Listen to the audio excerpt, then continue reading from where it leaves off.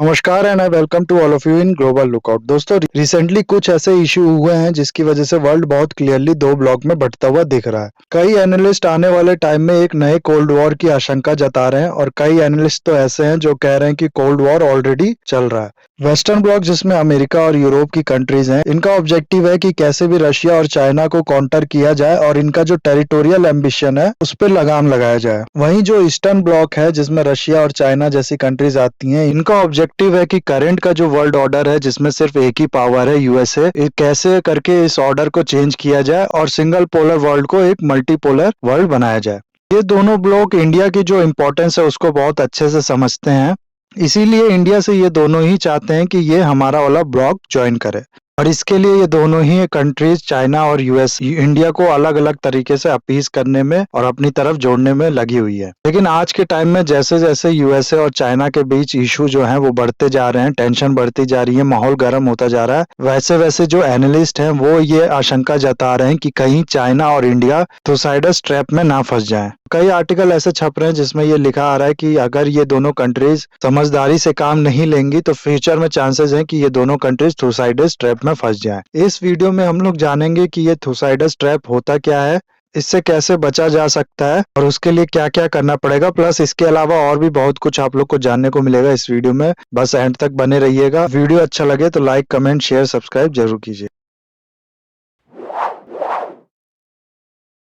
थुसाइडस trap एक American political scientist and author हैं Graham T Allison, उनके द्वारा दिया गया टर्म है। इसके अकॉर्डिंग जब कोई नई पावर राइज करती है तो ऑलरेडी जो एग्जिस्टिंग पावर होती है उससे उस नई उभरती हुई पावर की वॉर होना बहुत हद तक तय होती है, क्योंकि जो ऑलरेडी एग्जिस्टिंग पावर होता है उसे लगता है कि कल को ये उभरती हुई पावर हम लोग की कॉम्पिटिटर बन गई तो हमारी जो बादशाहत थी अब तक वो खतरे में होगी। इसलिए इन दोनों में जो वॉर होता है ये बहुत हद तक तय होता है। थुसाइडस एक बहुत बड़े एंशिएंट ग्रीक हिस्टोरियन का नाम है जिनके नाम पे इस थ्योरी का नाम दिया गया है थुसाइडस ट्रैप। ये जो पॉलिटिकल साइंटिस्ट हैं टी एलिसन, इन्होंने 15 ऐसे केसेस की स्टडी की जिसमें ऐसी सिचुएशन क्रिएट हुई कि जो बहुत टाइम से एस्टेब्लिश्ड पावर थी उसके अगेंस्ट में एक नई पावर उभरने लगी। और इस स्टडी में इनने ऐसा पाया कि 15 में से 11 केसेस में ऐसा हुआ है कि एक वॉर की सिचुएशन क्रिएट हुई हो। इसी चीज पे फाइनली इनने अपना जो कंक्लूजन है वो दिया। मैं यहाँ बात करना चाहता हूँ चाइना और इंडिया की। चाइना एशिया में एक बहुत बड़ी पावर है और ये पावर का बैलेंस ना होने का ही कारण है कि चाइना अपने सारे नेबर्स पे एग्रेशन करता है, उनकी टेरिटरी पे अपना हक जताता है, यहाँ तक कि उनके आसपास जो मैरीटाइम एरिया है उस पे भी अपना हक जताता है।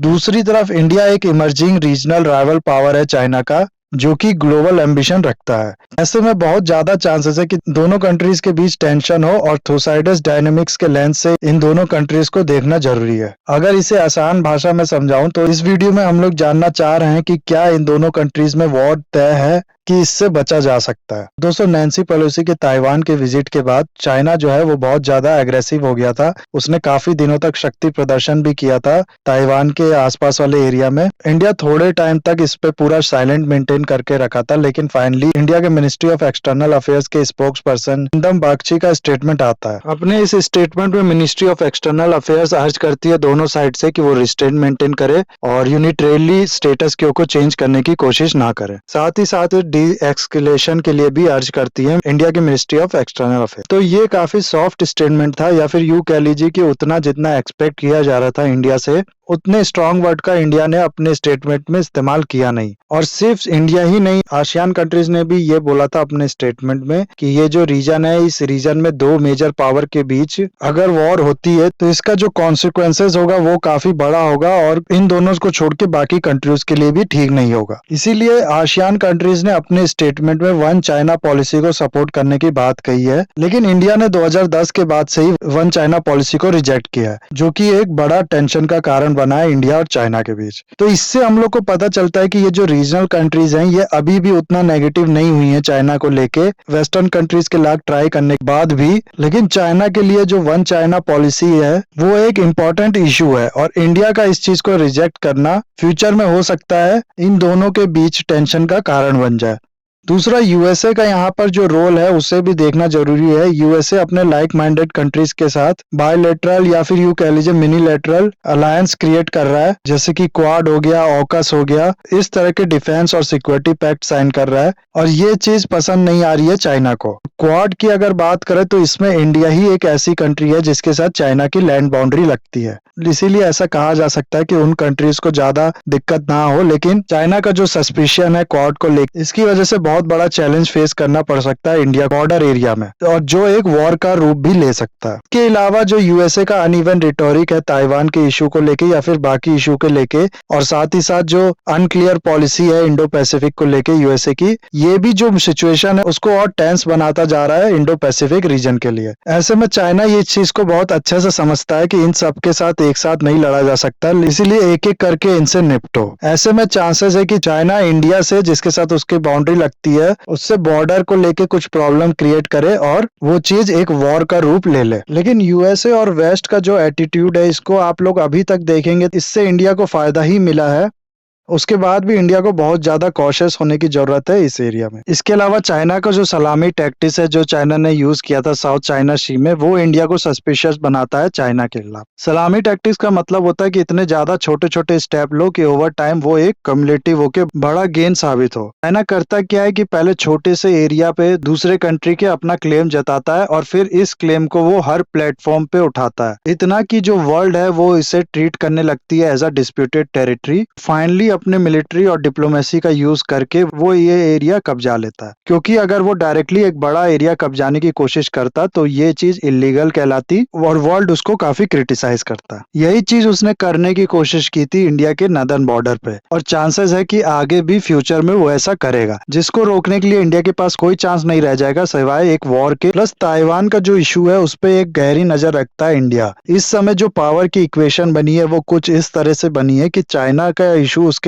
ईस्टर्न साइड में भी है प्लस उसके वेस्टर्न साइड में भी है। अगर किसी भी एक साइड का उसका इशू सॉल्व हो जाता है तो वो फिर सारी एनर्जी अपनी लगा देगा दूसरी साइड। एग्जाम्पल के लिए कल को अगर चाइना सक्सेसफुली ताइवान पे कब्जा कर लेता है और सारी कंट्री फिर चुप हो जाती है, सब कुछ नॉर्मल हो जाता है, तब उसका पूरा अटेंशन होगा इंडिया के उस एरिया को कब्जाने के लिए जो चाइना क्लेम करता आ रहा है, और हो सकता है कि उसका क्लेम भी बढ़ जाए और बाकी एरिया पे भी अपना क्लेम जताने लगे। तो इस चीज को अच्छे से समझते हुए, इसीलिए इसको रोकने के लिए अगर कल को चाइना ताइवान पे अटैक करता है तो इंडिया के पास कोई और ऑप्शन नहीं रह जाएगा ताइवान को सपोर्ट करने के लिए, बोथ मिलिट्री और डिप्लोमेटिकली। ऐसे में बहुत हद तक चांसेस है कि इन दोनों कंट्रीज के बीच में भी वॉर छिड़ जाए, इनके जो वेस्टर्न बॉर्डर्स है यानी इंडिया का जो नॉर्दर्न बॉर्डर्स है उस पे। साथ ही साथ बहुत सी ऐसी कंट्रीज हैं जिनको ये समझ में आ गया है कि अगर चाइना को काउंटर करना है तो हमारे पास कोई और ऑप्शन नहीं है बेटर देन इंडिया। इंडिया की जो कैपेबिलिटीज हैं उसको बढ़ा दी जाए, इंडिया को एक मजबूत कंट्री बना दी जाए, और जो प्रॉब्लम है चाइना की वो आधी तो ऑलरेडी सॉल्व हो जाएगी। इसीलिए हम लोग देखते हैं कि जो इन्वेस्टमेंट है प्लस जो defence deal, security agreement India के साथ बहुत ज्यादा बढ़ रहे हैं आजकल बाकी कंट्रीज के, और इंडिया की कैपेबिलिटीज भी बढ़ाने की कोशिश की जा रही है। ये चीज भी कहीं ना कहीं चाइना को सस्पिशियस बनाती है, और इंडिया की इस बढ़ती ग्रोथ को रोकने के लिए हो सकता है चाइना इंडिया के लिए प्रॉब्लम क्रिएट करे, जिसकी वजह से इंडिया इस सिचुएशन का पूरी तरीके से फायदा ना उठा सके। इसके अलावा इंडिया चाइना से कहता है जो तिब्बत है ये वो एरिया है जहां पर आपकी आर्मी गई और फोर्सफुली आप लोग ने उसको कब्जा कर लिया, वहां के लोगों को टॉर्चर किया, वहां के रीजनल कल्चरल सेंटर्स पे अटैक किया, फिर उसको अपने कब्जे में ले लिया। लेकिन हमारा जो कश्मीर है वहां पर दूसरे देशों की आर्मी आई और उनने फोर्सफुली इसको कब्जे में ले लिया। हमारी आर्मी किसी और टेरिटरी में जाके किसी और की टेरिटरी को कब्जा नहीं किया, बल्कि दूसरी आर्मी ने हमारी टेरिटरी में आके उसको कब्जा किया हुआ है। तो हम जो है वन चाइना पॉलिसी को तो नहीं मानेंगे अभी, लेकिन आप जो है वन इंडिया पॉलिसी को मानिए और अपनी जो आर्मी है उसको पीछे करिए कश्मीर से। तो ये जो वन इंडिया वाला इशू है ये भी एक मेजर डिफरेंस का कारण बना हुआ है दोनों कंट्रीज के बीच में, जिसके चलते भी फ्यूचर में चांसेस हैं दोनों कंट्रीज में एक वॉर हो जाए। अगर इसको रोकना है तो चाइना का जो टेरिटोरियल एक्सपेंशन का एम्बिशन है उसको खत्म करना होगा और दूसरे देशों पे अपना जो एग्रेशन है उसको कम करना होगा। तो ये थे कुछ रीजन गाइस जिसकी वजह से फ्यूचर में बताया जा रहा है कि इंडिया और चाइना में भी एक वॉर छिड़ सकती है। ये दोनों शिकार हो सकते हैं थुसाइडस ट्रैप का। कि आई होप आपको ये वीडियो अच्छा लगा होगा। इसे लाइक, कमेंट, शेयर, सब्सक्राइब जरूर कीजिएगा। That's all, have a nice day, take care.